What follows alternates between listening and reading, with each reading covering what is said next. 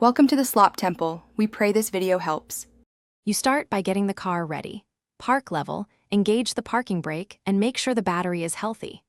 Once done, insert the key or press start without starting the engine so the dash lights come on. This powers the system without running the motor. You need the display active to send the reset command, and having the manual or the specific reset sequence at hand saves time. Now make sure doors are closed so settings don't interrupt. You now navigate the instrument cluster or infotainment system to the service or settings menu. This is where the oil life or maintenance reset lives.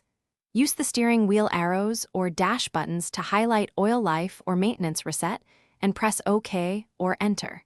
For many vehicles, you must press and hold the OK button for 5 to 10 seconds. Hold steadily until the display confirms. Once you see the confirmation prompt, release and prepare to finalize the reset so the system accepts the new value. You finish by selecting Reset or Yes and watching for the confirmation that oil life is now 100% or that the maintenance light has cleared. After the reset, turn the ignition fully off and then start the engine to verify the dashboard shows the updated status. If the light persists, make sure you completed the correct sequence. Alternatively, try a full power cycle or repeat the hold step. A key troubleshooting tip.